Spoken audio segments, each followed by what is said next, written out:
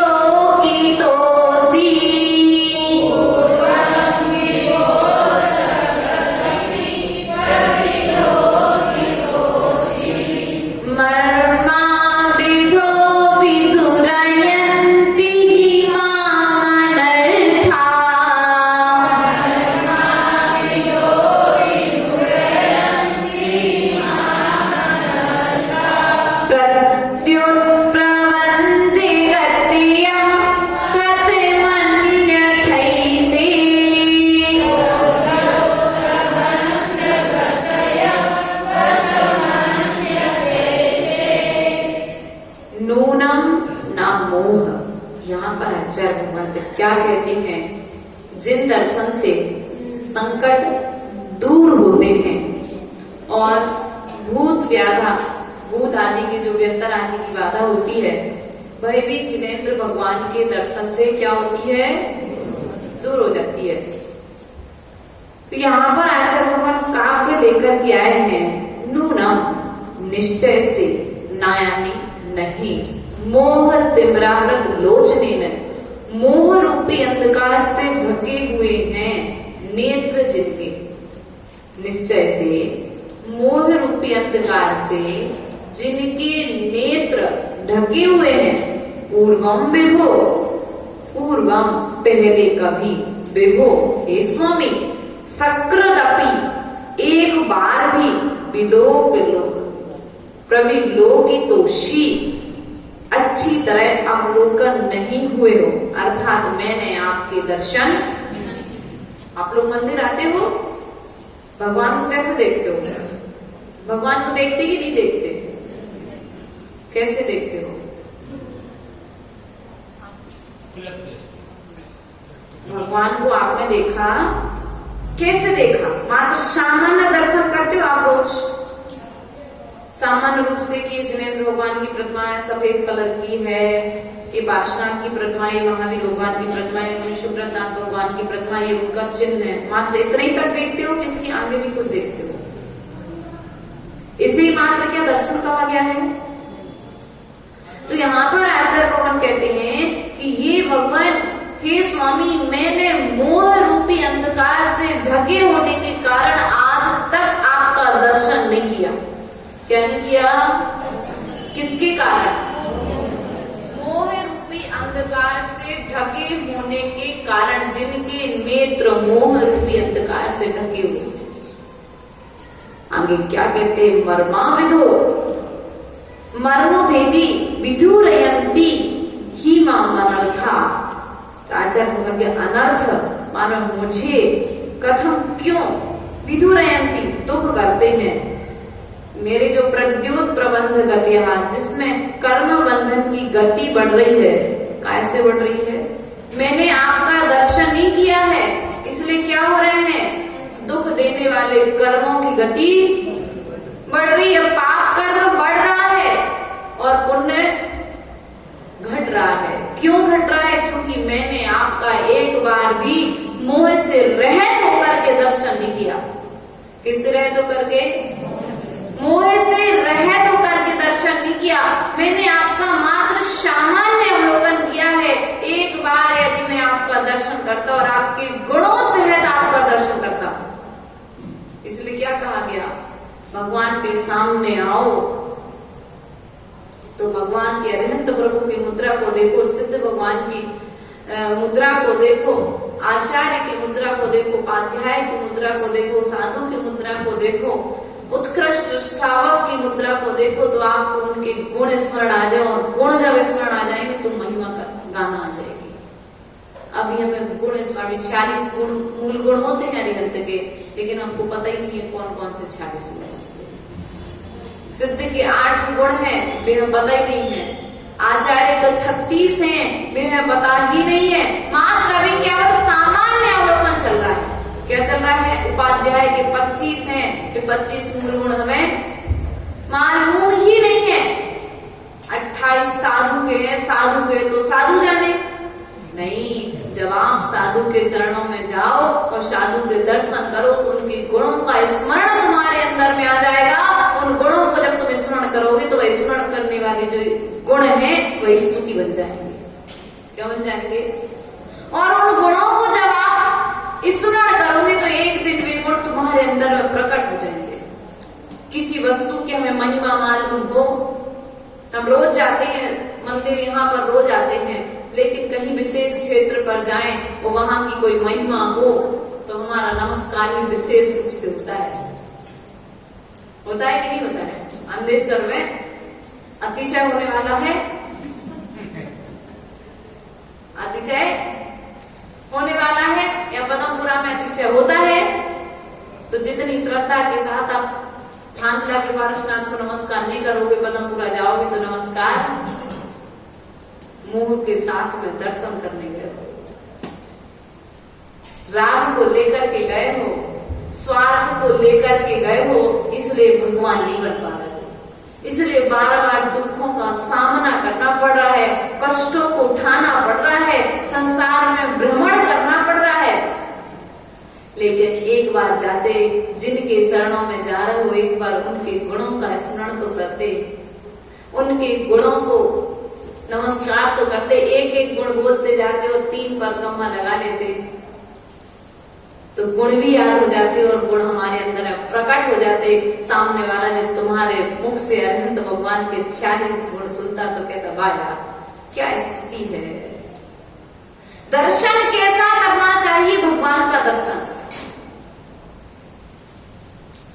भक्त बन करके कि भिखारी बन करके। लेकिन हमारी स्थिति क्या है? भगवान के पास में भी आते तो कर्ता बुद्धि लेकर के आते, तुम ही हमारे कर्ता धर्ता हो, करो। अब स्तुति चल रही है, भक्ति चल रही है, इसलिए भैया भक्त कुछ भी कह सकता है भगवान से। लेकिन आचार्य भगवान कहते हैं दुख से यदि रहत होना है, एक बात याद रखना, आचार्य गुरुदेव की श्री मुख से सुनी हुई बात है कि यदि तुम अपनी आंखों पर से चश्मे को हटाना चाहते हो तो भगवान का अपलक दर्शन करो। क्या करो? जितनी देर तक बिना पलक हिलाए भगवान का दर्शन करो। एक दिन 5 मिनट करोगे, एक दिन 10 मिनट करोगे, धीरे धीरे करके तुम्हारा चश्मा उनके द्वारा जो एनर्जी है महसूस करो कि वह अनंत की एनर्जी हमारे पास आ रही है, हमारी आंखों की ज्योति बढ़ जाएगी। अपने आप प्रभाव है।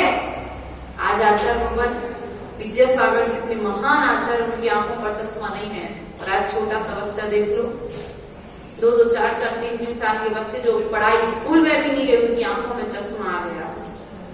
कारण भगवान का अपलक दर्शन नहीं चल रहा है, मात्र सामान्य दर्शन चल रहा है। एक बार अवलोकन तो करते, जैसे आप किसी के घर में जाते हो, सब हम समझ गए मैं क्यों कहना चाह रहे हूँ। जब किसी के घर में जाते हो शरद भैया, तो क्या करते हो? लड़की देखते नहीं, आप अपने लिए नहीं, अपने बेटे के लिए,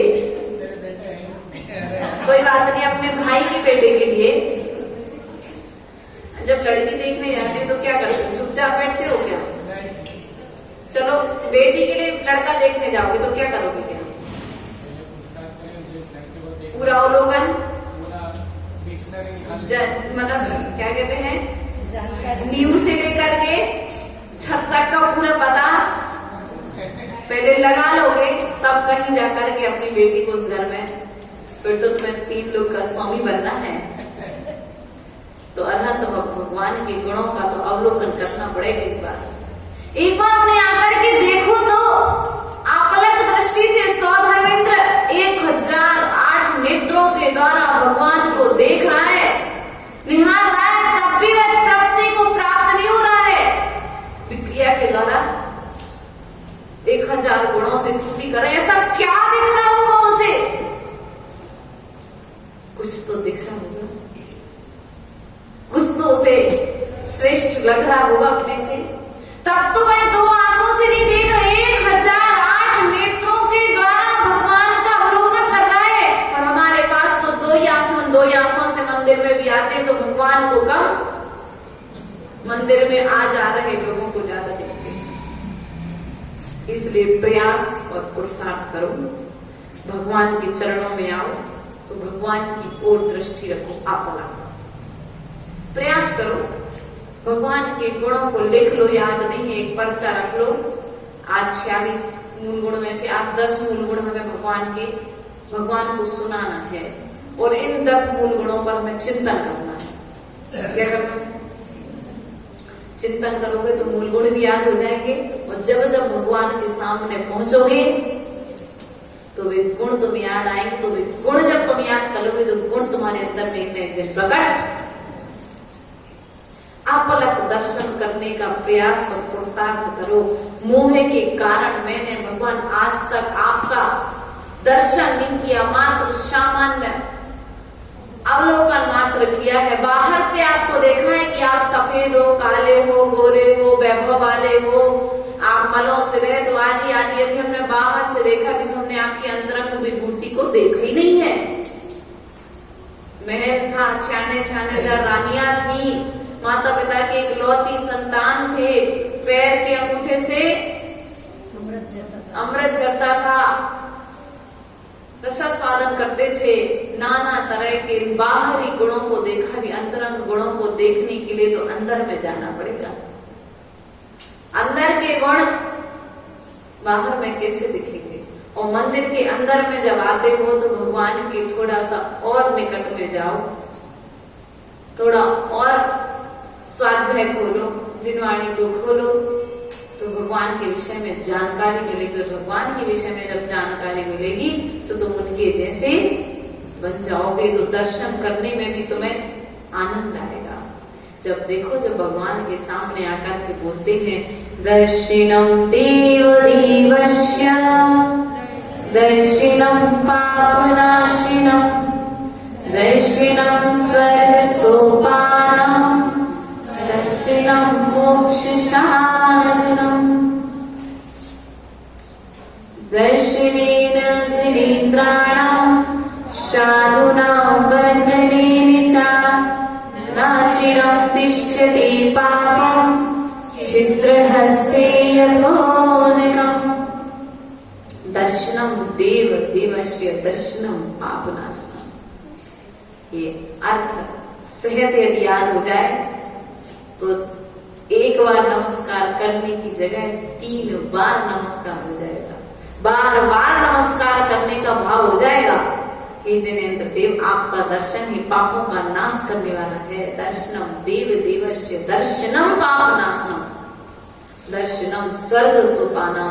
जिनेन्द्र भगवान का दर्शन सभी प्रकार के पापों का नाश करने वाला है और स्वर्ग रूपी संपत्ति को, मोक्ष का साधन है, मोक्ष को देने वाला है। भगवान के दर्शन करने से और साधुओं की वंदना करने से, साधु नाम वंदने चा नाचिरम तिष्ठते पापम। जिस प्रकार से अंजलि में अधिक समय तक जल, छिद्र सहित अंजलि में अधिक समय तक जल नहीं ठहरता है, उसी प्रकार से ये भगवान, मुझे विश्वास है कि आपके दर्शन करने से मैंने जो चिरकाल में अनादि काल से जो पाप किए हैं वे भी अब अधिक समय तक। सुनाओ एक बार अर्थ सहित भगवान को दर्शन पाठ और फिर घर जाना अच्छा लगेगा, एक विशेष अनुभूति होगी। हाँ यार, आज मैंने कुछ श्रेष्ठ काम किया है। दुनिया को सुनाते फिरते वो दर्शन पाठ का अर्थ तुमको आता है, पर भगवान को आकर के तो सुनाओ, अर्थ सहित भगवान की वंदना तो करो। अति पुण्य उदय मम आयो, प्रभु तुम्हारा दर्शन पायो। कहो भगवान के सामने आकर के। लेकिन मंदिर आते हैं तो समय को साथ में लेकर के आते हैं, घड़ी समय से बंद करके आते हैं कि इतने समय से इतने समय ही मंदिर में रहना है। आचार्य भगवान कहते एक बार अपने समय अर्थात अपनी आत्मा से बंध जाओगे तो बाहर की घड़ी को देखने की आवश्यकता नहीं पड़ेगी। इसलिए जिनेंद्र भगवान के दर्शन की यहाँ पर बात कही गई है, और जिनेंद्र भगवान का दर्शन न करने के कारण मैं दुखों को उठा रहा हूँ, ऐसा आचार्य भगवान यहाँ पर कह रहे हैं। काव्य नंबर 38 की ओर चलते हैं।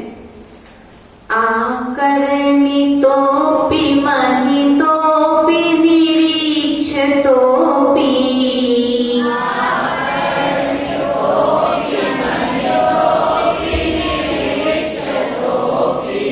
नूनं नातीतसि मया विधतोऽसि भक्त्या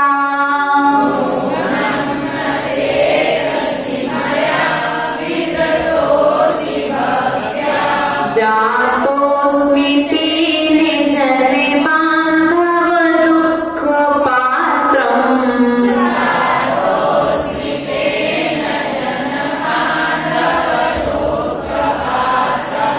यस्मात् क्रिया प्रतिफलन्ति न भावशून्या।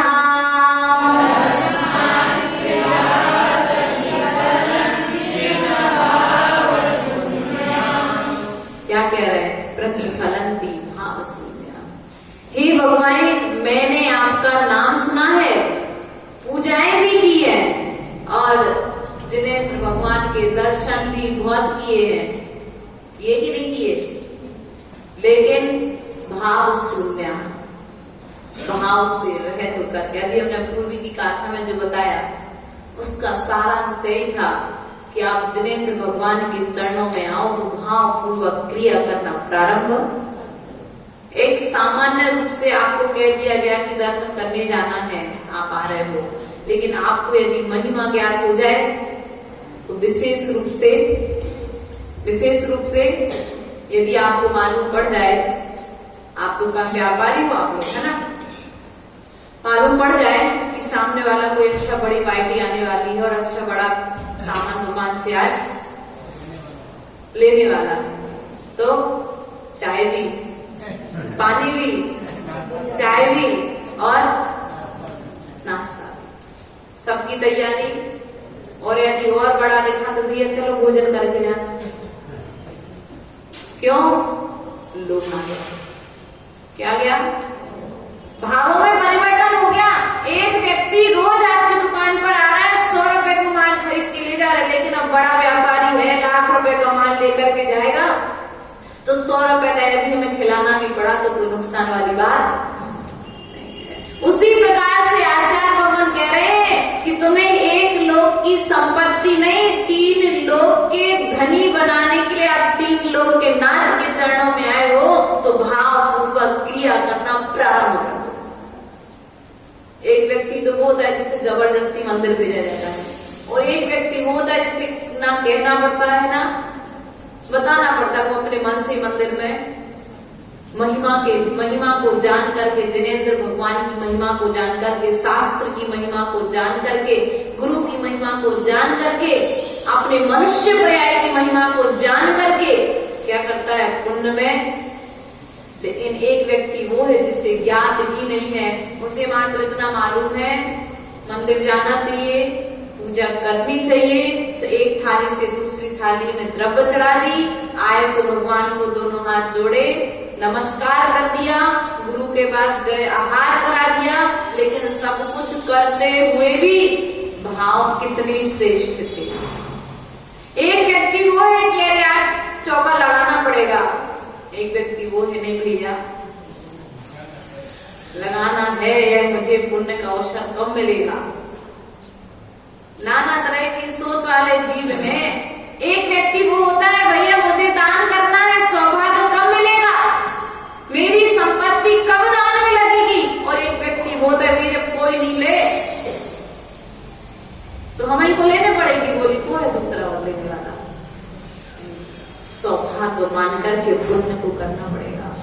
भावों से शून्य रह करके हम अनादिकाल से क्रियाओं को करते आ रहे हैं। क्यूटी की माता समझ गए थे आप, कहीं और गए हाँ जरूर हो। भाव से शून्य चल रहे हो आप, विचार करो। भाव से शून्य होकर के हम अनादिकाल से क्रियाएं करते आ रहे हैं, इसलिए हम आज तक दुखों को उठा रहे हैं। किसको उठा रहे हैं? दुख पात्र। इसलिए मैं आज तक दुखों का पात्र हुआ हूँ। आकर्णी तो भी श्रवण भी हुए हैं, अर्थात सुने गए हैं। जिन्वाणी आदि को उपदेश को भी मैंने महितो भी पूजा भी की हुई है, आपकी पूजा भी मैंने की है। निरीक्षितो भी अवलोकन भी आपका किया है। नूनम ना चेतसी मया धृतितोषी भक्त्या, नूनम यानी निश्चय से, ना यानी नहीं, चेतसी चित्त में, ना धृतोषी धारण नहीं किए गए। मैंने आपके जिनवाणी को भी सुना, आपको भी देखा और आपकी पूजाएं भी बहुत की, लेकिन चित्त में धारण, चारित्र में आचरण नहीं किया। इसलिए आज मैं दुखों का पात्र हो रहा हूं। जातोस्मि तेन जन बांधव दुख पात्रम, जातोषी आचार्य भगवान यहाँ पर कहते हैं दुखों का पात्र हुआ हूं। जन बांधव किसके द्वारा?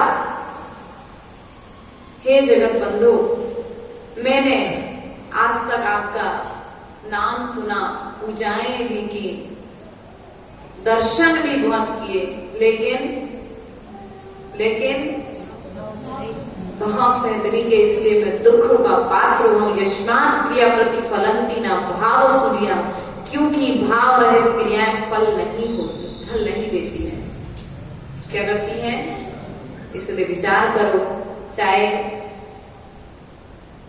कहते हैं ना, एक व्यक्ति को जितनी भूख लगी हो यदि उतना भोजन करे तो क्या होता है? भोजन शरीर को लगता है, लेकिन भूख नहीं लगी है और जबरदस्ती भी आप भोजन करा दोगे तो क्या होगा? भोजन शरीर के लिए नहीं लगेगा। इसलिए विचार करो, भगवान के चरणों में आओ। शशिकांत जी, 2 पूजा कम करो, लेकिन एक पूजा भी करो, पूर्ण भाव रूप से करो। अभी पर्यूषण पर्व में 10 पूजाएं करेंगे तो कुछ पूजाओं में ट्रेन भगेगी और कुछ पूजाएं बिल्कुल।